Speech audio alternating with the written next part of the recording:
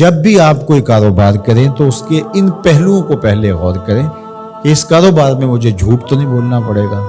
اس کاروبار میں میرا کوئی عمل ایسا تو نہیں ہوگا جو اللہ کی ناراضگی کا سبب ہوگا۔ اللہ نے انسان کو وسعت عطا کی ہے، وہ بہت سارے کام کر سکتا ہے۔ بعض لوگ کہتے ہیں جی میں یہ کام کرتا ہوں، میں داڑھی مونڈتا ہوں، تو کیا میں اگر یہ نہیں کروں گا تو کیا کروں گا؟ اللہ نے تیری ساخت تو اس طرح نہیں بنائی ہے کہ اس کے علاوہ تو کوئی اور کام ہی نہیں کر سکتا۔ اللہ تعالیٰ نے تجھے بہت سارے کاموں کی صلاحیت عطا کر رکھی، اس لیے کوئی بھی کام شروع کرنے سے قبل اس کے سارے پہلوؤں پر جائزہ لے لینا چاہیے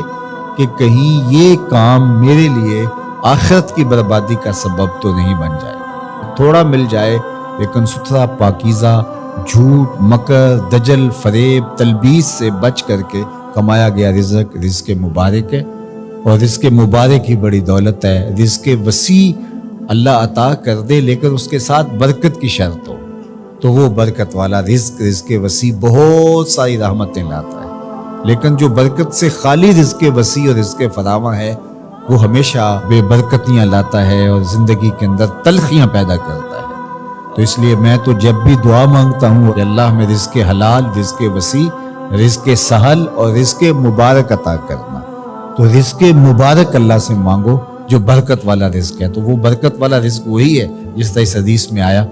کہ جس کو حاصل کرنے کے لیے جھوٹ کا سہارا نہیں لیا گیا، جس رزق کے حصول کے لیے کسی درجے میں کوئی جھوٹ بولا گیا ہے تو وہ رزق مبارک نہیں ہوگا، وہ رزق وبال جاں بن جائے گا، وہ بے قراری قلب کا ذریعہ بنے گا، اضطراب باطن کا سبب بنے گا، بے چینی کا سبب ہوگا، عجیب اندر ایک جو ہے وہ اضطرار اور اضطراب ہوگا۔ سوکھی روٹی بھی کھا لی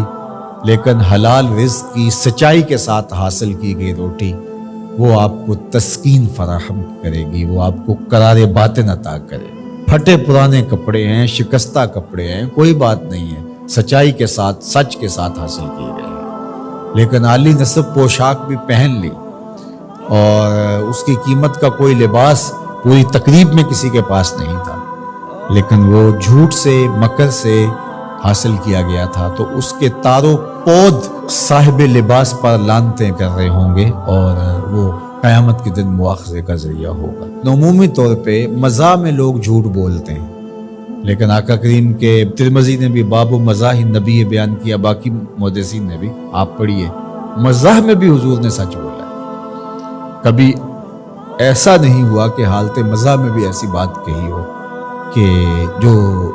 سچائی پر مشتمل نہ ہو۔ تو مجھے اور آپ کو اس کا بہت التزام کرنا چاہیے، اس کا بہت زیادہ اہتمام کرنا چاہیے کہ ہماری زندگی میں کسی بھی جو ہے وہ زاویے میں اور کسی بھی